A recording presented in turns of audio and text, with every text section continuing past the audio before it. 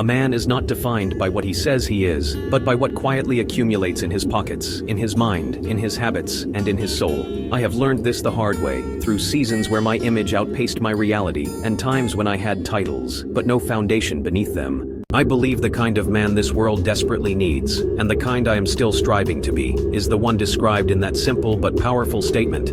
Money in pocket, knowledge in mind, confidence on face, responsibility in soul, discipline in habits, courage in decisions, patience in difficult times, respect in words, and purpose in life. When I read those lines, I do not see a slogan. I see a checklist for a life worth living.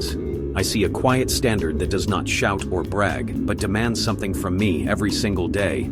I believe this is not just a description of the ideal man, but an invitation, a blueprint to build myself with intention instead of drifting into a version of manhood handed to me by culture, comparison, or convenience. Money in pocket sounds simple, but to me, it is not about greed or flexing. It is about stability. It is about the dignity that comes from being able to take care of yourself and the people you love. I believe money, handled wisely, is a form of respect for your time, your effort, and your future. It is the difference between living in constant survival mode and having enough breathing room to make better choices. It is not about becoming owned by it, but about refusing to let the lack of it own you. Still, money without knowledge in mind is fragile. I have watched people gain and lose fortunes because they never took the time to understand what they were doing. Knowledge is what turns luck into strategy and survival into progress. I believe that feeding your mind is one of the most masculine things you can do because it means you are preparing yourself for life instead of waiting to be rescued from it. Reading, observing, asking questions, staying curious. These are not hobbies, they are investments. Then there is confidence on face, which is often misunderstood. Confidence is not the loudest man in the room, the one demanding attention. It is the one who can look you in the eye without flinching because he knows who he is and what he stands for. I believe confidence is earned, not performed.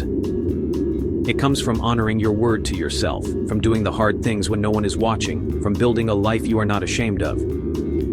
It is written in posture, in eye contact, in the way you enter a room, not to dominate it, but to contribute to it. But none of that matters if there is no responsibility in soul. This is the part that separates grown males from true men. Responsibility means you no longer blame everyone else for your outcomes. It means you understand that your choices ripple outward, touching lives you may never even meet. I believe responsibility is spiritual.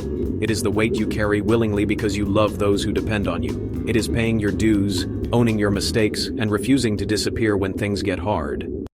Discipline in habits is where all of these ideals either die as fantasies or become reality. It is not enough to want a better life. You have to repeat the behaviors that create it. Discipline is unromantic. It looks like early mornings, sacrifices, boring consistency, and quiet routines that no one praises.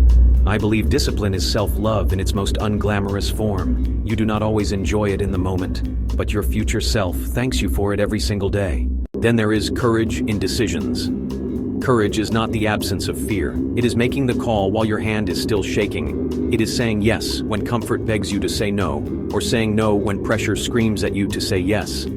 I believe courage shows up in boardrooms, in hospital rooms, in living rooms, wherever real life demands a choice.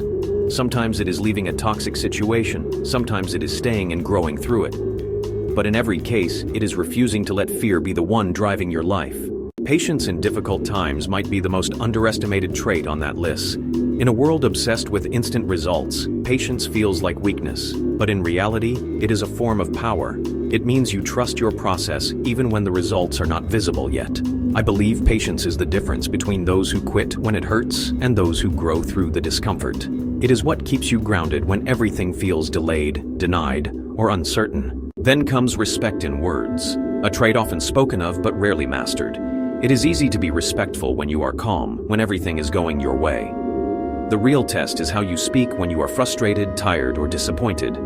I believe your words are receipts for your character. You may think they disappear after they are spoken, but they linger in the hearts of those who hear them.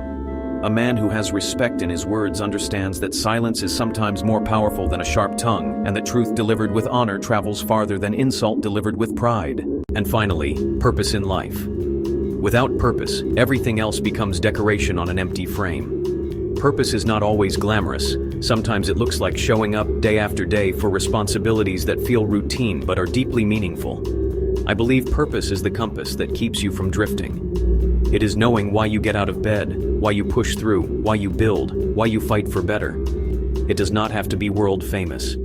It just has to be real. When I look at this entire statement as a whole, I see a man fully integrated. His pocket, his mind, his face, his soul, his habits, his decisions, his patience, his words, his purpose, all aligned. That, to me, is the true definition of success. Not a single accomplishment, not a title, not a follower count, but the harmony of these 9 elements working together. I believe when a man is built like this, he becomes unshakable. Not because life stops testing him, but because he is equipped from the inside out.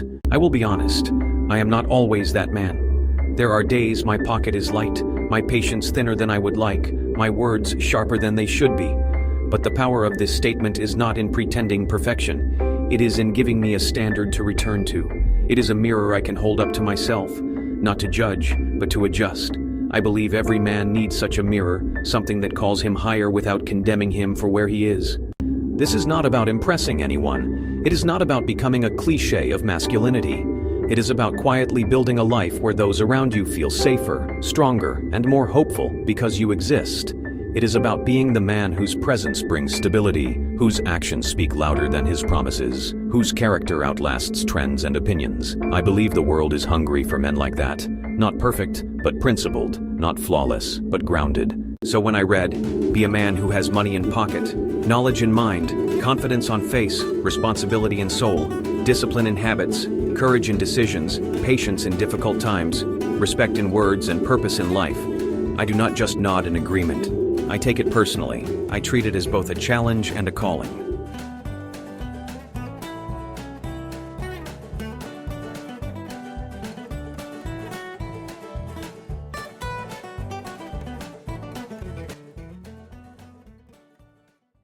Because I believe that if I can spend my life moving closer to that description, stumbling, learning, growing along the way, then no matter what I achieve or fail at, I will have lived as a man who mattered.